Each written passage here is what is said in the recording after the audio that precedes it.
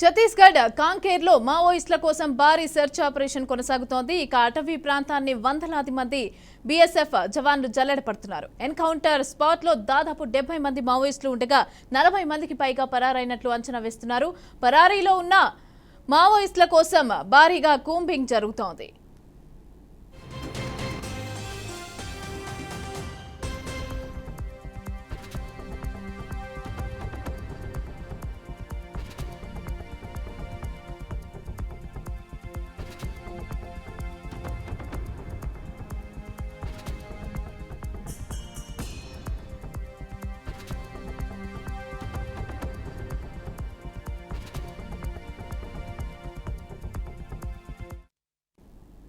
ఛత్తీస్గఢ్ కాంకేర్లో మావోయిస్టుల కోసం భారీ సెర్చ్ ఆపరేషన్ కొనసాగుతోంది. అటవీ ప్రాంతాన్ని వందలాది మంది బీఎస్ఎఫ్ జవాన్లు జల్లెడపడుతున్నారు.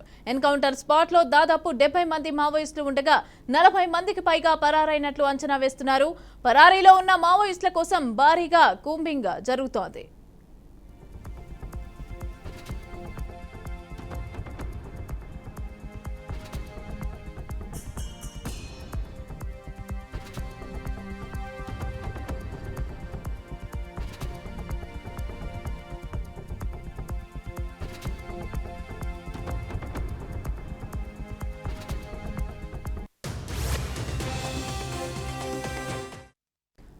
రెడ్డిగా ఛత్తీస్గఢ్ కి దగ్గరలో అయితే మావోయిస్టులకు సంబంధించి అయితే పరారైనట్లుగా తెలుస్తోంది. కొంతమంది అక్కడే ఉన్నట్లుగా తెలుస్తోంది. అయితే అక్కడ భద్రతా బలగాల వేట అయితే కొనసాగుతోంది. అయితే ఏ విధంగా ఉంది ఏంటి అక్కడ సిచ్యువేషన్ అని చెప్పి అందించడానికి మా ప్రతినిధి లక్ష్మణ్ రావు అయితే సిద్ధంగా ఉన్నారు. లక్ష్మణ్ రావు గారు చెప్పండి, అక్కడ ఎలా ఉంది సిచ్యువేషన్? మమత, మావోయిస్టు ప్రభావిత ప్రాంతమైన ఛత్తీస్గఢ్ లోని కాంకేర్ జిల్లా అటవీ ప్రాంతంలో 70 మందికి పైగా మావోయిస్టులు ఉన్నారని విశ్వసనీయ సమాచారం మేరకు ఈ బీఎస్ఎఫ్ జవాన్లు కూంబింగ్ మొదలు పెట్టినట్టు తెలుస్తుంది. ఏదైతే 16, 17 తారీఖుల్లో జరిగిన ఎన్కౌంటర్ నేపథ్యంలో అప్పటికే కేంద్ర బలగాలు కాంకేర్ జిల్లాలో భారీగా మోహరించిన విషయం మనకు తెలిసిందే.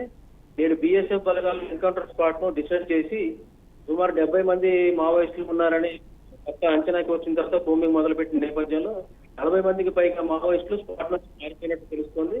భారీగా భద్రతా బలగాల వేటలో పూర్తిగా ఛత్తీస్గఢ్ రాష్ట్రం మరియు కాంకేర్ జిల్లా అటవీ ప్రాంతం ఉన్నట్టు తెలుస్తోంది. ఒకవైపు బూటకపు ఎన్కౌంటర్లు అంటూ బూటకపు ఎలక్షన్లు అంటూ రద్దు చేయాలని మావోయిస్టు సంఘాలు లేఖలు విడుదల చేసి అందుకు పిలిపించిన విషయం తెలిసిందే.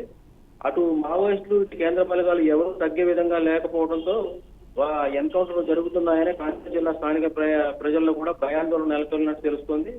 పార్లమెంట్ ఎలక్షన్లు దగ్గర పడిన నేపథ్యంలో కాంకేర్ జిల్లా అటవీ ప్రాంతంలోని బీఎస్ఎఫ్ బలగాలు మావోయిస్టు కదలికలపై నిఘా పెట్టి అటవీ ప్రాంతం మొత్తాన్ని కూడా జల్లెట్టు పట్టుకున్నట్టు తెలుస్తోంది.